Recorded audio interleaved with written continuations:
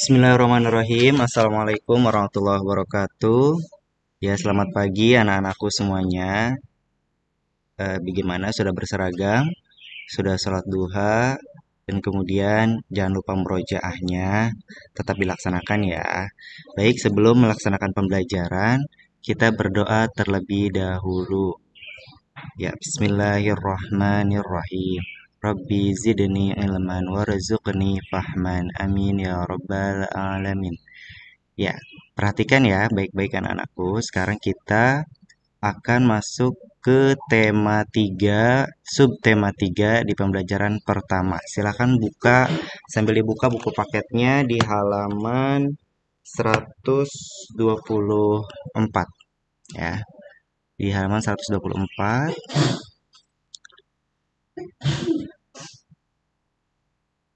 Nah, di sini ada materi pertama yaitu di kata baku ya. Kemarin di pembelajaran-pembelajaran sebelumnya, di subtema sebelumnya juga kita sudah pernah membahas tentang kata baku. Di sini Abi akan kembali mengulas ya tentang kata baku.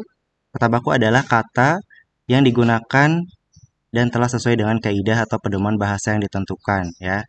Dan biasanya kata baku ini berada di dalam Kamus Besar Bahasa Indonesia ya, tercantum di dalamnya. Nah, biasanya juga kata baku digunakan untuk penulisan ataupun pengungkapan kata-kata yang bersifat resmi ya, baik dalam suatu tulisan atau dalam pengungkapan kata. Umumnya, kata baku digunakan sesuai dengan kaidah bahasa Indonesia yang telah ditentukan sebelumnya. Ya, jadi sekali lagi, kata baku itu biasanya digunakan ketika kegiatan-kegiatan resmi dan biasanya ini sudah ditentukan sebelumnya ya. Nah, ciri-ciri kata baku pertama tidak dipengaruhi oleh bahasa daerah ya. Jadi ini bahasa nasional ya. Jadi bahasa Indonesia yang baik dan benar. Jadi tidak dipengaruhi oleh bahasa daerah. Terus kemudian tidak dipengaruhi oleh bahasa asing ya. Tidak ada bahasa asing di dalamnya. Lalu kemudian pada pemakaian imbauan kata baku ini bersifat eksplisit ya. Terus kemudian baku adalah bahasa percakapan. Kemudian kata baku digunakan sesuai dengan konteks kalimat. Kata baku tidak terkontaminasi atau tidak rancu ya. Jadi jelas ya. Selanjutnya tidak mengandung arti pleonasme. Terus kata baku tidak mengandung hiperkorek ya. Nah, nanti ketika ada yang tidak paham nanti bisa kalian tanyakan di kolom komentar ya. Nah, selanjutnya di sini ada teks. Coba kalian nanti identifikasi kata baku yang terdapat dalam teks eksplanasi berikut ini. Ya, nanti ini akan menjadi salah satu tugas kalian. Nah, selanjutnya perhatikan video proses modernisasi di bidang ekonomi berikut ini. Perhatikan dulu ya.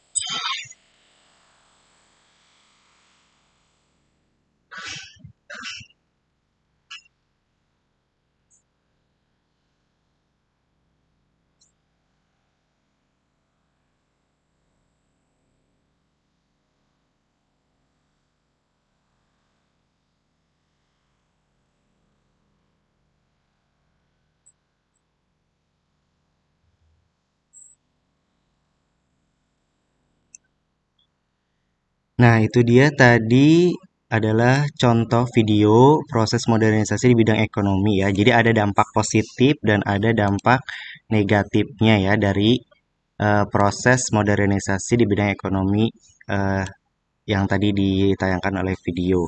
Jadi tergantung kalian dalam menyikapi globalisasi dan modernisasi ini ya. Jadi ketika globalisasi dan modernisasi ini bisa digunakan dengan baik, hal positifnya, maka itu akan bisa berdampak positif. Ya, tapi kalau misalkan kita tidak bisa mengendalikan proses modernisasi ini, maka kita akan terjerumus kepada hal-hal yang negatif. Seperti tadi contohnya dampak positifnya banyak ya. Jadi jadi kita lebih mudah mencari lapangan pekerjaan, terus kemudian yang tadinya mata uang logam kemudian sekarang bermunculan mata uang yang lebih modern gitu ya. Bahkan sekarang sudah banyak orang tidak menggunakan uang kertas lagi tapi menggunakan uang elektronik ya seperti ATM, seperti dan lain sebagainya masih banyak. Dan tadi dampak negatifnya juga banyak ya, di antaranya jadi lebih banyak tindak kejahatannya, terus jadi munculnya makanan cepat saji, dan tadi yang kalian lihat di video ya. Nah, selanjutnya amati gambar komponen rangkaian listrik dan rangkaian listrik seri dan paralel berikut ini. Kemarin juga kalian sudah mempelajari proses rangkaian ya, bagaimana proses rangkaian seri dan rangkaian paralel itu bekerja. Nah, ini diingatkan kembali bahwa rangkaian seri itu adalah rangkaian yang eh, sejajar gitu ya, yang sejajar seperti ini. Dan kelebihannya juga ciri rangkaian seri kemarin juga kalian sudah tahu bahwa jika salah satu lampunya putus atau mati, maka lampu yang lainnya pun ikut mati. Nah, kalau rangkaian paralel, dia ada rangkaian bersusun. Jadi apabila satu lampunya mati, maka lampu yang lain akan tetap menyala. Nah, dapatkah menemukan perbedaan dari kedua komponen rangkaian ini? Ya, kemarin kalian sudah bisa mengetahuinya ya, tanpa harus dibantu oleh orang tua juga pasti kalian bisa mengetahui apa perbedaan dari komponen rangkaian ini. Nah, sekarang kita lanjut ke pembelajaran yang kedua. Ya, pembelajaran kedua masih di subtema 3. Nah, di sini lebih kepada tanggung jawab ya. Tanggung jawab. Kemarin juga kalian sudah belajar tentang hak, kewajiban, dan sekarang tanggung jawab. Nah, ini lebih kepada tanggung jawab seorang penemu. Seorang ilmuwan tidak cukup hanya dengan mempunyai daya kritis yang tinggi ataupun pragmatis, namun juga harus jujur, memiliki jiwa yang terbuka, dan tekad besar dalam mencari atau menunjukkan kebenaran, netral. Yang tidak kalah penting adalah penghayatan terhadap etika serta moral ilmu yang harus dijunjung tinggi. Nah, intinya ketika kalian nantinya menjadi seorang penemu, kalian harus bisa mempertanggungjawabkan temuan yang sudah kalian temukan ya. Secara garis besarnya, jadi bahwa tanggung jawab pokok ilmuwan adalah yang pertama mengembangkan ilmu pengetahuan dan teknologi ya, ya berpikir, terus kemudian melakukan penelitian, pengembangan, menumbuhkan sikap positif, konstruktif ya, dan lain sebagainya. Terus kemudian yang keduanya meningkatkan kesejahteraan masyarakat dengan menemukan masalah yang sudah atau akan mempengaruhi kehidupan masyarakat dan mengkomunikasikannya ya. Nah, jadi ini ketika kalian menjadi seorang penemu, itu harus meningkatkan kesejahteraan masyarakat dari hasil temuan kalian ya. Jadi bukan malah mempersulit masyarakat. Tapi dengan adanya penemuan-penemuan itu diharapkan bisa meningkatkan kesejahteraan masyarakat itu sendiri. Nah, selanjutnya perhatikan video berikut agar dapat membuat alat musik melodis. Nah, ini adalah cara membuat alat musik melodis dengan memperhatikan interval nada. Nah, jadi ketika kalian mau memainkan interval nada, kalian bisa membuat sendiri di rumah ya dengan membuat alat musik melodis. Seperti apa alat musik melodis itu? Perhatikan videonya ya.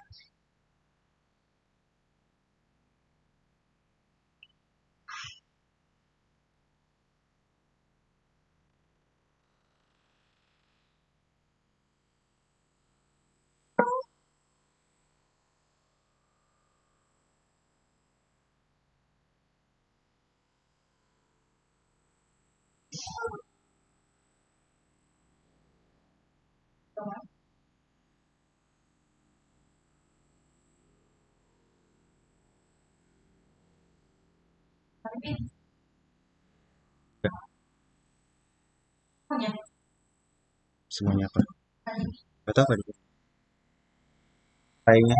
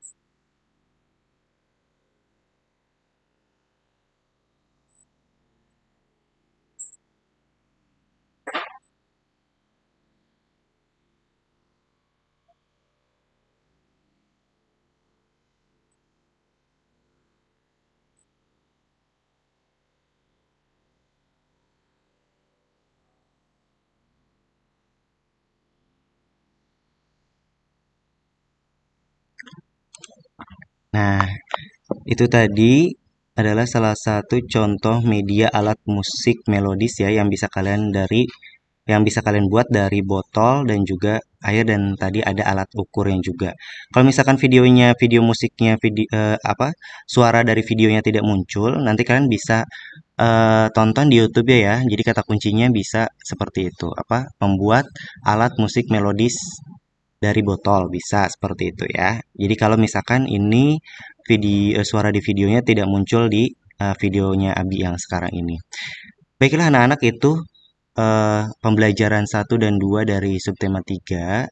Nanti untuk tugasnya nanti akan Abi share di hari berikutnya ya. Jadi kalian kalau misalkan belum bisa memahami tadi materi di pembelajaran 1 dan pembelajaran 2, bisa kalian tanyakan melalui kolom komentar di bawah ya. Tetap belajar dan tetap sehat, tetap jaga protokol kesehatan dimanapun kalian berada ya. Sekian dari Abi di pelajaran tematik ini. Kita akan lanjutkan ke pembelajaran berikutnya. Sekian, wassalamualaikum warahmatullahi wabarakatuh.